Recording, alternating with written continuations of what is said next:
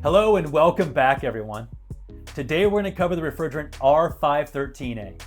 We're going to go over the advantages, the disadvantages, a few low GWP alternatives, and two honorable mentions at the end of our conversation. I received a call recently from another manufacturer asking me, Mike, I'd like to get your expert opinion on R-513a as it pertains to our portfolio products.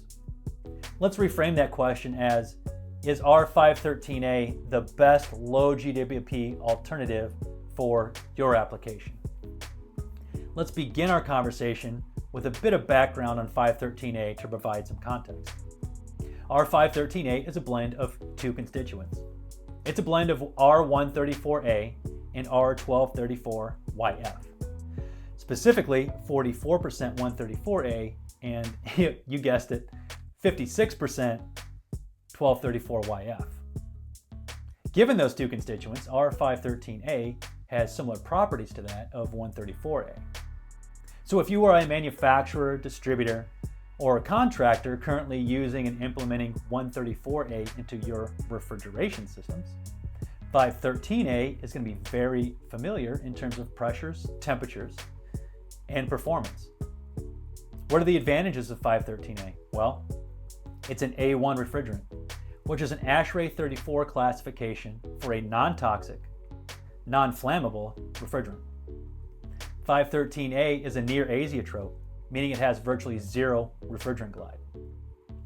513a has roughly half the GWP of 134a. It falls anywhere between 573 and 631, depending on your resources. That GWP falls below the 700 GWP limit for some industries. If you're unsure what the GWP limit is for your industry, check out this link.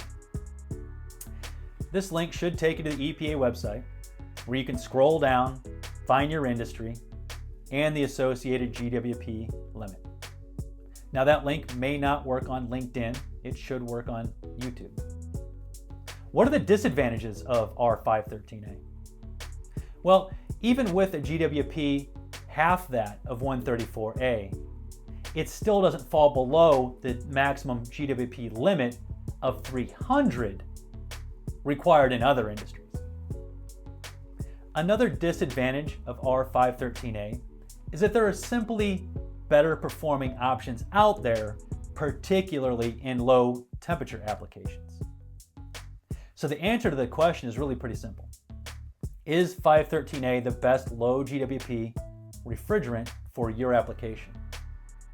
If you are currently using R-134a in the design and implementation of your refrigeration systems, and the GWP limit for your industry is at 700 or below, 513a might just be the best refrigerant for your application. Mike, you mentioned some other low GWP alternatives. I did. Now this next group of low GWP alternatives are all going to be A2L. That's an ASHRAE 34 classification for non-toxic, yet mildly flammable. If you are currently using R-134a in your design and implementation, then consider 1234yf. That's right, it's a constituent of 513a, which we just covered. And it's been widely adopted by the automotive industry.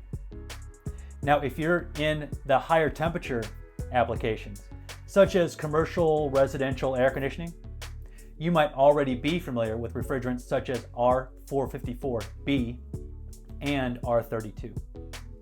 As we get into the lower temperature applications, the cold storage facilities, with room temperatures of 35 degrees and below, three refrigerants have really emerged in the industry: 454A, 454C, and 455A.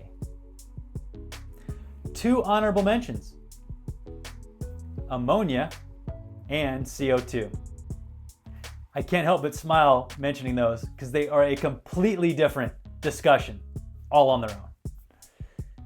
That's really all for today. Thanks for watching. Have a great day.